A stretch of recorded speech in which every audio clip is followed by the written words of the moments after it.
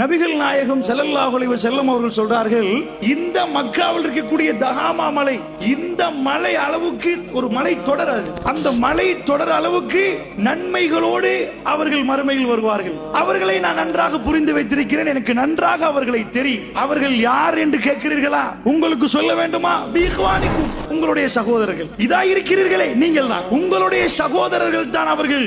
எந்த அளவுக்கு சகோதரர்கள் தெரியுமா? பிஜில்துக்கும், உங்களுடைய தோல் அவர்களுக்கு இருக்கிறது. யகுதுன மினல் லைலி கமா தகுதுன, எப்படி இரவுகளை அவர்கள் கழிப்பார்கள் தெரியுமா? நீங்கள் எப்படி வணக்க வழிபாடுகளில் ஈடுபடுவீர்களோ அப்படி அவர்கள் ஈடுபடுவார்கள். சகோதரர்களே, இந்த ஹதீஸை வாசிக்கிற நேரத்தில் நம்மில் 90% இந்த ஹதீஸுக்கு தகுதியை பெற மாட்டார்கள். ஏன் தெரியுமா? ரமலானில் மாத்திரம் தொழக்கூடிய தொழுகையை ரசூலுல்லாஹ் சொல்லவில்லை. யகுதுன மினல் லைலி கமா தகுதுனஹு, சஹாபாக்களை பார்த்து ரசூலுல்லாஹ் சொன்னார்கள், நீங்கள் இரவுகளை எப்படி எடுப்பீர்களோ, இந்த இரவுகளை அல்லாஹ்வுக்கு பொருத்தமான முறையில் நீங்கள் எப்படி கழிப்பீர்களோ அவர்களும் அப்படித்தான் இரவை கழிப்பார்கள் என்றார்கள் ஸல்லல்லாஹு அலைஹி வஸல்லம் அவர்கள். அவர்கள் மறுமையில் அவ்வளவு நன்மைகளோடு வருவார்கள். 5 வக்து தொழுது விட்டு அல்லாஹ்வுடைய நல்லடியார்களே, 5 வக்தோடு வரவில்லை, கியாமுல் லைலோடு வருகிறார்கள், தஹஜ்ஜுதோடு வருகிறார்கள். ததஜாஃபா ஜுனூபிஹிம் அனில் மவாஜி, அவர்களுடைய உடல்களை எழுப்பி அந்த இரவிலே அல்லாஹ்வுக்காக நின்று தொழுதவர்கள் வருகிறார்கள். அந்த மறுமை நாளிலே வருகிற நேரத்தில் ரசூலுல்லாஹி ஸல்லல்லாஹு அலைஹி வஸல்லம் சொன்னார்கள், எனக்கு அவர்களை தெரியும், அல்லாஹ் மறுமையில் வருவான், வந்து விசாரிப்பான். அபா மன்சூரா, அவருடைய எல்லா நன்மைகளையும் துண்டு துண்டாக்கி விடுவான் அல்லாஹ் என்று சொன்னார்கள்.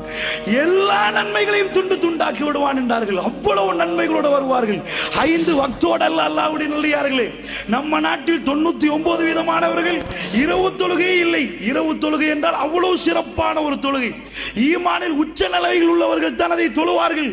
அப்படிப்பட்ட தொழுகையை தொழுதவர்கள், இரவை அல்லாஹ்வுக்கு விருப்பமான முறையில் கழித்தவர்கள், அல்லாஹ் என்னையும் உங்களை பாதுகாக்க வேண்டும். அல்லாஹ்வுடைய நல்லடியார்களே, தக்வாக்குரிய மதிப்பை உங்களுக்கு நான் சொல்லுகிறேன்.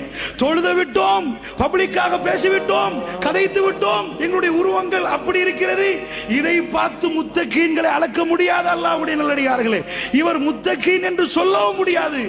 அல்லாஹ்வுடைய தூதர் சொன்னார்கள், அபா மன்சூரா, அத்தனையும் அல்லாஹ் துகளாக்கி விடுவான், துண்டாக்கி விடுவான். ஏன் தெரியுமா? அவர்கள் தனிமையில் இருந்தால் அல்லாஹ் போட்ட வரம்புகளை சிம்பிளாக மீறி விடுவார்கள்.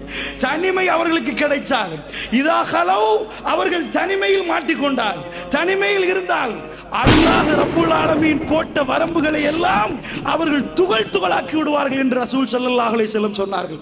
அல்லாஹ்வுடைய நல்லடியார்களே, மறுமையில் நானும் நீங்களும் போகிற நேரத்தில் எங்களுடைய நன்மைகளுக்கு என்ன ஆகும் என்று தெரியாது. இந்த ஹதீஸை கொஞ்சம் சிந்தித்து பாருங்கள். கியாமுல் லைல் தொழுதவர்கள் ரமலானில் மாத்திரம் தொழுதவர்கள் அல்ல, காலமெல்லாம் தொழுதவர்கள் ரசூலுல்லாஹ் சொன்னார்கள். சஹாபாக்களை ஒப்புவைத்து சொன்னார்கள், யகுதுன மினல் லைலி கமா தகுதுனஹு, நீங்கள் அந்த இரவுகளை கழிப்பது போன்ற அவர்கள் இரவுகளை கழித்தார்கள். ஆனால் அவர்கள் தனிமையில் இறையச்சம் இல்லாமல் நடப்பார்கள். அல்லாஹ்வுடைய நல்லடியார்களே, எப்பொழுது இந்த ஆடை அணிய வேண்டும் தெரியுமா?